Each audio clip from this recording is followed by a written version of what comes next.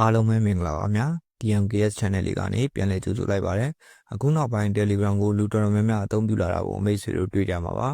Viber တို့ Messenger တို့ထပ်တောင် Telegram ကိုပို့ပြီးသုံးစွဲလာကြပါတယ် Telegram ဆိုရင်တကယ်ကိုအသုံးပြုလို့အဆင်ပြေတဲ့ application လေးတစ်ခုပါလူများသူကတော့ဒီ Telegram ကိုစာပို့ဖို့နဲ့မှောင်ဖို့အတွက်ပဲအသုံးပြုကြပါတယ်ဒီနေ့မှာကျွန်တော်တို့ channel ကနေ Telegram ရဲ့လူသိနေပြီးအသုံးဝင်တဲ့အချက်တွေကိုပြောပြပေးသွားမှာပဲဖြစ်ပါတယ်ဒီချက်တွေကိုသိထားမယ်ဆိုရင်မိတ်ဆွေတို့အတွက် Telegram ကိုအသုံးပြုရတာပိုပြီးအဆင်ပြေလေးပါပဲဖြစ်ပါတယ်ကျွန်တော်တို့ channel ကနေဒီလိုအသုံးဝင်တဲ့နည်းလမ်းတွေကိုအများအားတင်ဆက်ပေးနေမှာဖြစ်လို့ channel လေးကို subscribe လုပ်ထားဖို့လည်းမမေ့ပါနဲ့လို့ပြောချင်ပါတယ်ခင်ဗျာဒါဆိုကျွန်တော်တို့စလိုက်ကြအောင်ပထမတစ်ခုကတော့ schedule message ပါ schedule message ဆိုတာကတော့မိတ်ဆွေပို့ချင်တဲ့စာကိုအချိန်တိကျနဲ့ပို့လို့ရတာပဲဖြစ်ပါတယ်ဒီကတော့တော်လေးကိုအသုံးဝင်တယ်လို့ပြောလို့ရပါတယ်မိတ်ဆွေပို့ချင်တဲ့စာကိုအရင်ရေးလိုက်ပါ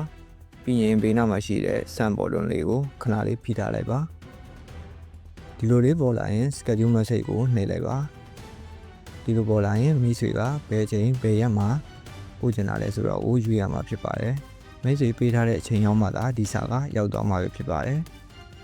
schedule message ကဘယ်လိုအခြေအနေမှာသုံးဝင်လဲဆိုရင်ကျွန်တော်တို့လိုမေးတတ်တဲ့သူတွေတင်းတဲ့သူတွေအတွက်လည်းအသုံးဝင်ပါတယ်မိတ်ဆွေကအလုပ်အများများရဆိုရင်လည်းဒီနည်းတိုင်း schedule message လုပ်ပြီးပို့ထားလို့ရပါတယ်နောက်တစ်ခုကမိတ်ဆွေပို့ချင်တဲ့စာကိုရေးလိုက်ပါပြီးရင်ဘေးနားက sample တွန်းလေးကိုဖိထားလိုက်ပါဒီရောက်က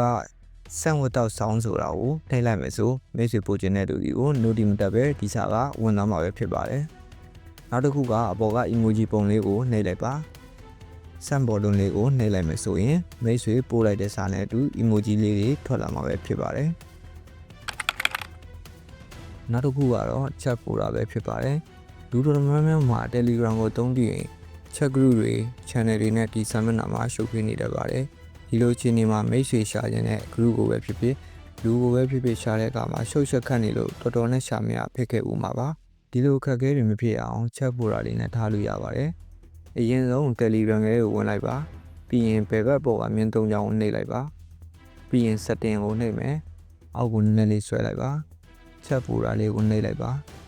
ပြီးရင် create new folder ကိုနှိပ်လိုက်ပါ folder name မှာမိတ်ဆွေစိုက်တဲ့နာမည်ကိုပေးလိုက်ပါပြီးရင် add chat ဆိုတာလေးကိုနှိပ်ပြီးမိတ်ဆွေထည့်ထားခြင်းတဲ့လူတွေကိုရွေးပြီးထည့်ထားလိုက်ပါရွေးပြီးပြီဆိုရင်အမှန်ကြီးလေးကိုနှိပ်လိုက်ပါပြီးရင် save ကိုနှိပ်လိုက်ပါဒီလိုပဲနောက်ထပ် folder တွေကိုမိတ်ဆွေခွဲထားခြင်းတဲ့လူတွေကိုရွေးပြီးအကုန်လုံးခွဲထားလို့ရမှာပဲဖြစ်ပါတယ်ဒီလိုဆိုမိတ်ဆွေရှာခြင်းတဲ့ဟာကိုအလွယ်တကူရှာလို့ရမှာပဲဖြစ်ပါတယ်ခင်ဗျာနောက်တစ်ခုကတော့ sun high quality file ပဲဖြစ်ပါတယ်ဒါကတော့ဗီဒီယိုတွေဖိုတိုတွေ file တွေဘာညာတွေကိုမိတ်ဆွေပို့ရမှာပဲဖြစ်ဖြစ်မိတ်ဆွေကြီးကိုပို့ခိုင်းမှာပဲဖြစ်ဖြစ်ဝါသနာမျိုးမလို့ခြင်းပဲ high quality အပြီးလိုချင်တယ်ဆိုရင်ကျွန်တော်ပြောပြတဲ့နီလန်တိုင်းတုံးကြည့်ပါညုံဆုံးမိတ်ဆွေပို့ခြင်းတဲ့ဖိုတိုဒါမှမဟုတ်ဗီဒီယို file တစ်ခုကိုရွေးလိုက်ပါပြီးရင်တောက်ကဆက်လေး3တက်ကိုနှိပ်လိုက်ပါပြီးရင် send file ဆိုတာလေးကိုနှိပ်လိုက်ပါဒါဆိုမူရဲ့ file type အတိုင်း quality မလျော့ပဲပို့လို့ရမှာပဲဖြစ်ပါတယ်တတိထားရမှာကမိတ်ဆွေပို့တဲ့ file က 3GB ကျော်နေမယ်ဆိုရင်တော့ပို့လို့ရမှာမဟုတ်ပါဘူးနောက်တစ်ခုက spoiler message ပါ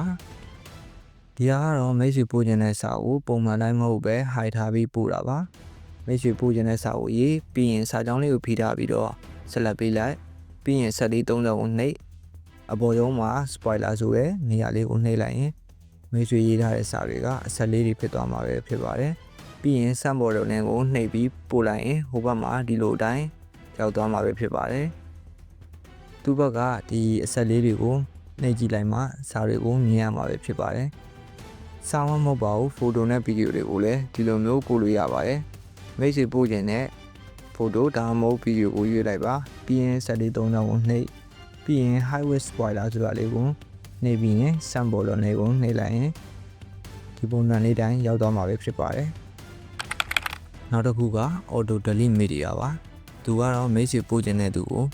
ဖိုတိုဒါမှမဟုတ်ဗီဒီယို file တွေပို့တဲ့အခါမှာအချိန်ကန့်သတ်နဲ့ပို့လို့ရတာပဲဖြစ်ပါတယ်မိတ်ဆွေပို့ခြင်းတဲ့ဖိုတိုဒါမှမဟုတ်ဗီဒီယိုကိုနှိပ်လိုက်ပါပြီးရင် sample လို့နေရာမှာ number 1ဆိုတဲ့နေရာလေးကိုနှိပ်လိုက်ပါပြီးတော့ရင် view 1ဆိုတဲ့နေရာလေးကိုနှိပ်လိုက်မယ်ဆိုရင်သူ့ဘက်ကတစ်ခါကြည့်ပြီးတော့ရင်ပြတ်သွားမှာပဲဖြစ်ပါတယ် အောက်ကဟာတွေကိုရွေးရမယ်ဆိုရင်ရွေးထားတဲ့စက္ကန့်ပြည့်သွားတာနဲ့ auto တက်သွားမှာပဲဖြစ်ပါတယ်နောက်ဆုံးတစ်ခုကတော့ translate message ပဲဖြစ်ပါတယ် translate message ကတော့ Telegram မှာမိတ်ဆွေနားမလည်တဲ့စာတွေကိုဘာသာပြန်ပေးမှာပဲဖြစ်ပါတယ်အသုံးပြုမယ်ဆိုရင်ဘယ်ဘက်ပေါ်တောင်းတာကမြင်သုံးချောင်းကိုနှိပ် setting တွေကိုဝင်အောင်နားမှာ language တွေရဲ့နေရာကိုနှိပ်လိုက်ပါပြီးရင်ပေါ်တော့မှာ show translate button ဆိုတာလေးကိုဖွင့်လိုက်ပါပြီးရင်အင်္ဂလိပ်ဆိုတာကိုရွေးပေးလိုက်ပါမိတ်ဆွေတစ်ခုတည်ထားရမှာကတခြားဘာသာစကားကနေအင်္ဂလိပ်ဘာသာကိုပဲဘာသာပြန်လို့ရပါသေးတယ်မြန်မာလိုတော့မရသေးပါဘူးခင်ဗျာဒီ feature လေးကတော့အတော့ကိုအသုံးဝင်တဲ့ feature လေးပဲဖြစ်ပါတယ်ခင်ဗျာဒီနေ့ပြောပြတဲ့အကြောင်းအရာလေးကတော့ဒီလောက်ပါပဲခင်ဗျာကျွန်တော်ပြောပြခဲ့တဲ့ Telegram feature လေးတွေကမိတ်ဆွေတို့အတွက်အသုံးဝင်မယ်လို့ထင်ပါတယ်နောက်လဲကျွန်တော်တို့ channel ကနေဒီလိုအသုံးဝင်တဲ့အကြောင်းအရာတွေကိုတင်ဆက်ပေးသွားမှာဖြစ်လို့ channel လေးကို subscribe လုပ်သွားဖို့မမေ့ပါနဲ့လို့ပြောချင်ပါတယ်အားလုံးပဲကျေးဇူးတင်ပါတယ်နောက်ဗီဒီယိုမှာပြန်တွေ့ပါမယ်ခင်ဗျာ